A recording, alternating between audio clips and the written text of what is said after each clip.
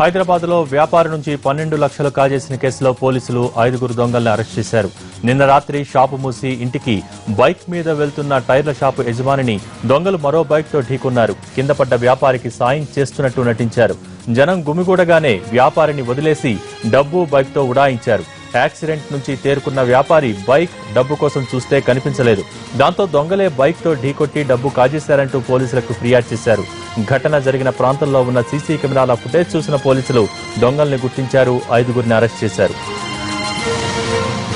సుల్తాన్ బజార్ దోపిడీ కేసులో పోలీసులు 5గురిని అదుపులోకి తీసుకున్నారు.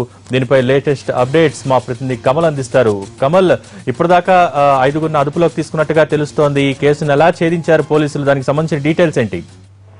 వ్యాపారి తన 12 లక్షల రూపాయలతో వెళ్తున్నటువంటి విషయాన్ని ముందే గమనించి రెక్కి నిర్వహించిన తర్వాత దొంగలు ఈ దోపిడీకి పాల్పడ్డట్టుగా కూడా పోలీసులు గుర్తించారు. ఈస్ట్ జోన్ పోలీసులు ప్రత్యేక బృందాలుగా ఏర్పడి నిందితులు 5గురిని అదుపులోకి తీసుకున్నారు. వారి నుంచి 10.7 లక్షల నగదును కూడా స్వాధీనం చేసుకున్నారు. సీసీ ఫుటేజ్ లో కనిపించినటువంటి విజువల్స్ అన్నిటిని కూడా చాలాసేపు గమనించిన తర్వాత బాధితుడు ఎవరైతే నిందితులు ఉన్నారో వారిని గుర్తించడం జరిగింది. ఆ బైక్ పై వెళ్తున్నటువంటి నిందితుల్ని గుర్తించడంతో వారిని అదుపులోకి తీసుకొని విచారిస్తే పూర్తి వివరాలన్నీ కూడా వెల్లడి కావడం జరిగింది. మొత్తంగా ఈ 12 లక్షలు వ్యాపారి వద్ద ఉన్నటువంటి సమాచారాన్ని కూడా వ్యాపారికి సంబంధించినటువంటి దగ్గర వ్యక్తులు ఈ నిందితులకు అన్ని సమాచారం అందించినట్టుగా కూడా పోలీసుల దర్యాప్తులో తేలింది. ఈ దోపిడీకి పాల్పడ్డటువంటి నిందితులతో పాటు ఎవరైతే సమాచారం అందించారో వ్యాపారికి సంబంధించినటువంటి మూవ్మెంట్స్ అన్నిటిని కూడా దొంగలకు చేరవేశారో వారిని కూడా పోలీసులు అదుపులోకి తీసుకున్నట్టుగా కూడా సమాచారం ఉంది. 3 గంటలకు